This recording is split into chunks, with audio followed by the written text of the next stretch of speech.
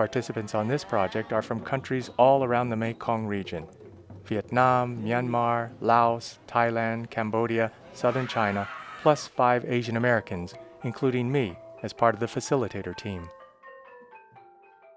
Now there's this really cool Cambodian artist in our group, a guy named Kosa. He's the artistic director of Savannapum Theater, one of our host organizations here in Phnom Penh.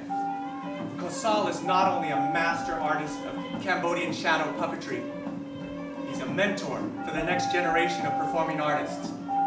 His theater provides opportunities for young people to learn and perform traditional Cambodian arts. Plus, they also bring in artists from outside the country for experimental collaboration projects, sort of like ours. Kosal also happens to be one of the funniest guys in the group. Always cracking us up, always got a big smile on his face. Though he's well into his 40s, he still has this delightfully boyish quality about him. Now, part of our project involves a trip to Siem Reap, home of Angkor Wat, and hundreds of other magnificent ancient temples. Places like Bayonne, with its giant carved stone faces, Ta Prohm, with its 800-year-old banyan trees. Things I only saw on the Jungle Boat ride in Disneyland. This is the real thing. It's a really long bus ride to Siem Reap, so we make sure and stock up on plenty of yummy snacks like stir-fried tarantulas. Boy. On the bus, I wind up seated next to Kosal, and this is really our first time to get a chance to talk. So after we share a little bit about our work, I ask him about his experiences during the Khmer Rouge regime. Now, it's fairly common knowledge what happened in Cambodia between 1975 and 1979. There was even a special word coined for it: auto-genocide. That's a cousin to what happened in Rwanda in 1994. People exterminating their own. And by the time the fanatical Khmer Rouge were rousted from power, 25% of the entire population of Cambodia was dead. The entire infrastructure shattered. But here's something that's not as common knowledge: U.S. complicity in the Cambodian nightmare.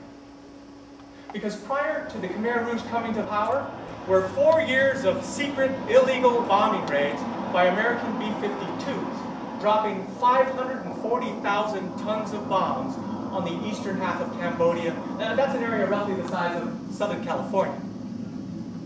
President Nixon and Henry Kissinger had ordered these illegal bombing raids without congressional approval, and it took 4 years to find out.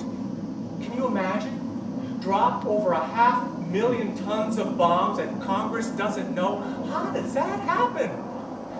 I mean, can a president be that good at lying? Now, the intent had been to destroy North Vietnamese army supply routes and bases hidden inside the Cambodian border. But in the process, oops, we killed over 100,000 Cambodian peasants, obliterated thousands of villages, and destroyed their economy. And guess what?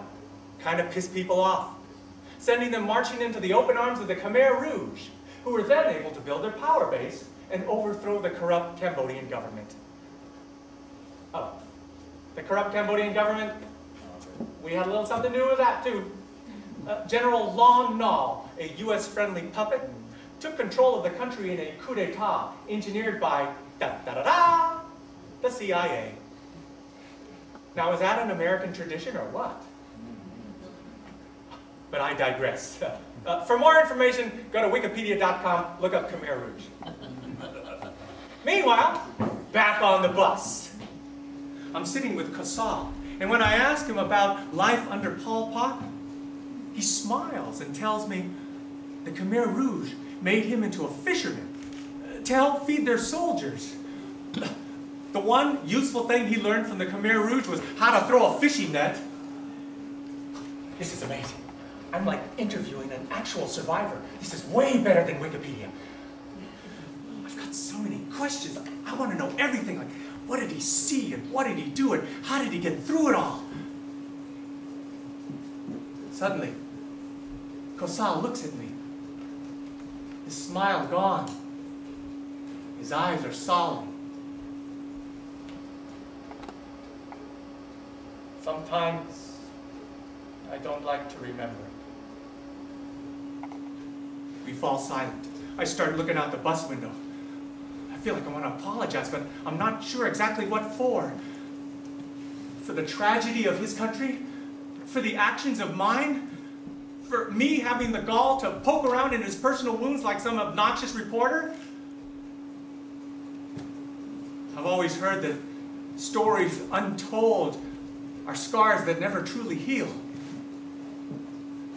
But who am I to decide anyone else's time to talk?